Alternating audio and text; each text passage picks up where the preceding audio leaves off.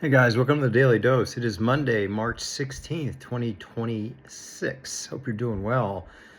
I want to get to news that came out over the weekend about the Green Bay Packers. Yeah, that helmet you see on my right side.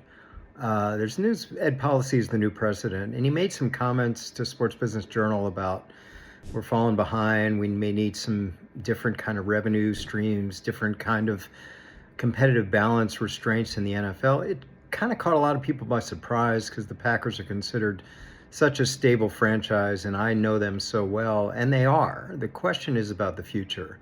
So let's review. They're the smallest market in professional sports by far, 100,000 people playing in the same league with cities like LA and New York with tens of millions of people. How are they competing? Two major factors. One is a salary cap, and the other is equal revenue sharing, especially of media. So every team in the league, whether it's Green Bay, New York, Dallas, Chicago, LA, gets a check from the NFL for national revenues of about 400 million, a distribution. That's what the number is now. That puts the Packers on equal footing. And of course, there's a salary cap, and there's ways to sort of go over the salary cap with void years and big bonuses, and the Packers do some of that as well. The issue becomes local revenues and sort of access to capital. On the local revenue side, we see a lot of teams that are able to do more with their facility, with their blueprint, with their footprint. The Packers, of course, can host a concert or two. They can host a game or two. This year it's Luke Combs in Notre Dame, Wisconsin, but it's probably one a year of each. Where their stadiums can do multiple and have a Taylor Swift event for 4 or 5 nights like at MetLife and other places. That just won't happen in Green Bay, Wisconsin.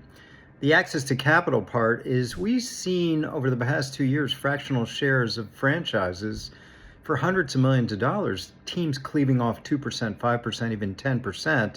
Private equity is involved, and so teams can cash out hundreds of millions, even $1 billion, and give up no control. The Packers can't do that.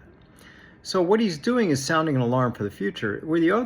Packers are the only stadium, once Soldier Field becomes something else, without naming rights. Now, it's sacrilegious to think about naming rights for Lambeau Field, but at some point there's going to be a Pepsi Center at Lambeau Field or something like that. It just has to happen.